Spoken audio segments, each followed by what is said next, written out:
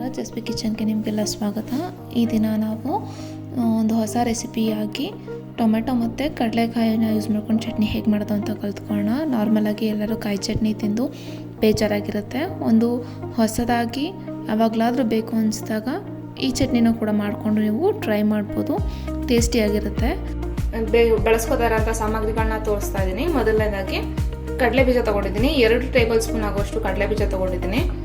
2 medium ಸೈಜ್ದು tomato cut ಮಾಡಿ ಇಟ್ಕೊಂಡಿದ್ದೀನಿ. 20 ಎಲೆ ಪುದೀನ, 1 ಮುಷ್ಟಿ ಆಗುವಷ್ಟು ಕೊತ್ತಂಬರಿ ಸೊಪ್ಪು, 1/4 ಟೀ ಸ್ಪೂನ್ ಆಗುವಷ್ಟು ಜೀರಿಗೆ, ರುಚಿಗೆ ತಕ್ಕಷ್ಟು ಉಪ್ಪು, 1 ಟೀ ಸ್ಪೂನ್ ಆಗುವಷ್ಟು ಎಣ್ಣೆ, 7 ರಿಂದ 8 ಬೆಳ್ಳುಳ್ಳಿ ಹೆಸಳು, 1 ಮೆಣಸಿನಕಾಯಿ, 2 ಮೆಣಸಿ ಹಣ್ಣು, 2 ಕೂಡ ಖಾರ ಇದೆ. ನಿಮ್ಮ ಟೇಸ್ಟ್ ಹೇಗಿರುತ್ತೆ ಅದ್ರ ಬೇಸಿಸ್ ಮೇಲೆ ನೀವು ಮೆಣಸಿನಕಾಯಿನ ಅಥವಾ ಮೆಣಸಿ ಹಣ್ಣನ್ನ ಆ್ಯಡ್ ಮಾಡ್ಕೋಬಹುದು. ಇವಾಗ ಇದನ್ನ ಹೇಗೆ ಮಾಡೋದು ಅಂತ ನೋಡೋಣ. ನಾನಿಲ್ಲಿ ಬಾಣಲಿ ಬಿಸಿ ಮಾಡಕ್ಕೆ ಇಟ್ಕೊಂಡಿದ್ದೀನಿ. ಮೀಡಿಯಮ್ಗಿಂತ ಸ್ವಲ್ಪ ಲೋ ಫ್ಲೇಮಲ್ಲಿ ಇಟ್ಕೊಂಡಿದ್ದೀನಿ. ಕಡಲೆ ಬೀಜನ ನಾನು ಇವಾಗ ಡ್ರೈ ರೋಸ್ಟ್ ಮಾಡ್ಕೊತಾ ಇದ್ದೀನಿ. ಕಡಲೆ ಬೀಜ ಹುರಿಬೇಕಾದ್ರೆ ಯಾವಾಗ್ಲೂ ಮೀಡಿಯಮ್ಗಿಂತ ಫ್ಲೇಮ್ ಕಡಿಮೆನೇ ಇರಬೇಕು. ಇಲ್ಲ ಅಂತಂದ್ರೆ ಕಡಲೆ ಬೀಜ ಬೇಗ ಸಿಪ್ಪೆ ಕಪ್ಪಗಾಗ್ಬಿಡುತ್ತೆ, ಒಳಗಡೆ ಸರಿಯಾಗಿ ಬೆಂದಿರಲ್ಲ. ಸೊ ಅದಕ್ಕೋಸ್ಕರ ಫ್ಲೇಮ್ ಯಾವಾಗಲೂ ಮೀಡಿಯಮ್ಗಿಂತನೂ ಕಡಿಮೆ ಇಟ್ಕೊಂಡೆ ಹುರಿರಿ. ನೋಡಿ ಇವಾಗ ಇದಾಗಿದೆ. ಸಿಪ್ಪೆ ಎಲ್ಲನೂ ಸ್ವಲ್ಪ ಕಲರ್ ಚೇಂಜ್ ಆಗಿದೆ, ಜೊತೆಗೆ ಸಿಪ್ಪೆ ಕೂಡ ಓಪನ್ ಆಗ್ತಾ ಇದೆ, ನೀವು ಗಮನಿಸ್ತಿರ್ಬೋದು. ಸೊ ಇವಾಗ ಇದಾಗಿದೆ. ಇದನ್ನ ಒಂದು ಪ್ಲೇಟ್ ತೆಗೆದಿಟ್ಕೋತಾ ಇದ್ದೀನಿ. 1 ಟೇಬಲ್ ಸ್ಪೂನ್ ಎಣ್ಣೆ ಏನು ತಗೊಂಡಿದ್ದೀನಿ ಅದನ್ನ ಹಾಕೋತಾ ಇದ್ದೀನಿ. ಕಾದಿದೆ. ಇವಾಗ ಜೀರಿಗೆ ಹಾಕೋತಾ ಇದ್ದೀನಿ. ಜೀರಿಗೆ ಸ್ವಲ್ಪ ಸೌಂಡ್ ಆದ ತಕ್ಷಣ ಬೆಳ್ಳುಳ್ಳಿ ಸೇರಿಸ್ಕೊತಾ ಇದ್ದೀನಿ. ಫ್ಲೇಮ್ ಲೋ ಅಲ್ಲೇ ಇದೆ.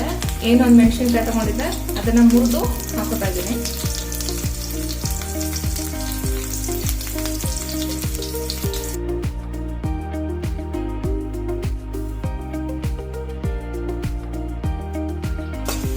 ನೋಡಿ ಎಲ್ಲ ಕಲರ್ ಸ್ವಲ್ಪ ಚೇಂಜ್ ಆಗಿದೆ. ನಾನು ಇವಾಗ ಟೊಮೆಟೊ ಸೇರಿಸ್ಕೊತಾ ಇದ್ದೀನಿ. ಟೊಮೆಟೊ ಹಾಕಿದ್ಮೇಲೆ ನಾನಿಲ್ಲಿ ಸ್ವಲ್ಪ ಉಪ್ಪು ಸೇರಿಸ್ಕೊತಾ ಇದ್ದೀನಿ. ಟೊಮೆಟೊ ಬೇಗ ಬೇಯಲಿ ಅನ್ನೋ ಕಾರಣಕ್ಕೋಸ್ಕರ.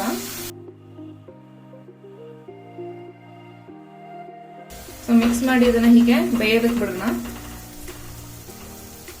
ಫ್ಲೇಮು ಸಿಮ್ಮಲ್ಲಿ ಇತ್ತು ಅಷ್ಟೊತ್ತಿಂದ ನಾನು ಇವಾಗ ಇದನ್ನ ಮೀಡಿಯಮ್ಗಿಂತ ಸ್ವಲ್ಪ ಕಡಿಮೆ ಇಟ್ಕೊಂಡಿದ್ದೀನಿ. ಇದಕ್ಕೊಂದು ತಟ್ಟೆ ಮುಚ್ತಾ ಇದ್ದೀನಿ. ಇದೊಂದು 2 ರಿಂದ 3 ನಿಮಿಷ ಬೇಯಬೇಕು. 1 ನಿಮಿಷ ಆಗಿದೆ. ನಾನು ಇದನ್ನ ತೆಗಿತಾ ಇದ್ದೀನಿ. ನೋಡಿ ಟೊಮೆಟೊ ಎಲ್ಲ ಸ್ವಲ್ಪ ಮೆತ್ತಗಾಗಿದೆ. ಇನ್ನ ಸ್ವಲ್ಪ ಮೆತ್ತಗಾಗಬೇಕು. ಮ್ಯಾಶ್ ಮಾಡಿ ಬೇಯಿಸ್ಕೋಬೇಕು ಇದನ್ನ.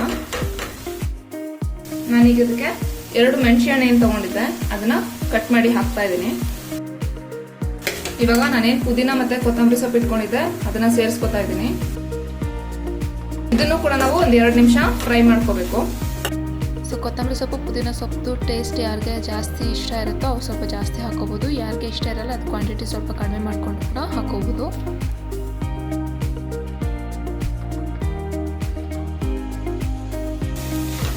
ಇದು ಇವಾಗ ಆಗಿದೆ. ನಾನು ಸ್ಟವ್ ಆಫ್ ಮಾಡ್ತಾ ಇದ್ದೀನಿ. ಸ್ಟವ್ ಆಫ್ ಮಾಡಿ ಇದನ್ನ ಕಂಪ್ಲೀಟ್ ಆಗಿ ಕೂಲ್ ಆಗೋದಕ್ಕೆ ಬಿಡಬೇಕು.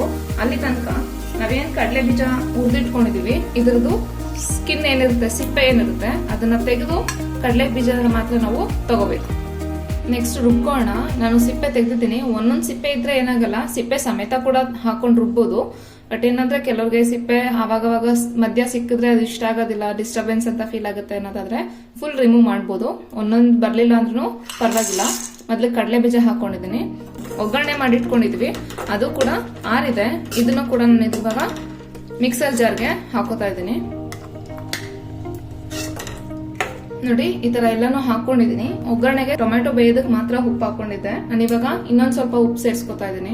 ಟೇಸ್ಟ್ ನೋಡ್ಕೊಂಡು ಕೂಡ ನೀವು ಪುಡಿ ಉಪ್ಪನ್ನ ಹಾಕೋಬಹುದು. ನೀರ್ ಹಾಕದೇನೆ ಹಿಂಗೇನೆ ತರಿಯಾಗಿ ರುಬ್ಕೋತಿದ್ದೀನಿ. ನೋಡಿ ಈ ತರ ರುಬ್ಕೊಂಡಿದ್ದೀನಿ. ಕಡಲೆಕಾಯಿ ಮತ್ತೆ ಟೊಮೆಟೊ ಯೂಸ್ ಮಾಡ್ಕೊಂಡು ಮಾಡುವಂತಹ ಚಟ್ನಿ ರೆಡಿ ಆಗಿದೆ. ತುಂಬಾನೇ ರುಚಿಯಾಗಿದೆ. ನೀವು ಒಂದ್ಸಲ ಟ್ರೈ ಮಾಡಿ ಹೇಗ್ ಬಂತು ಅಂತ ನನಗೆ ಕಮೆಂಟ್ ಮುಖಾಂತರ ತಿಳಿಸಿ. ಇನ್ನೂ ಯಾರೆಲ್ಲ ಸಬ್ಸ್ಕ್ರೈಬ್ ಆಗಿಲ್ಲ ದಯವಿಟ್ಟು ಸಬ್ಸ್ಕ್ರೈಬ್ ಆಗಿ ಬೆಲ್ ಐಕಾನ್ ಪ್ರೆಸ್ ಮಾಡಿ.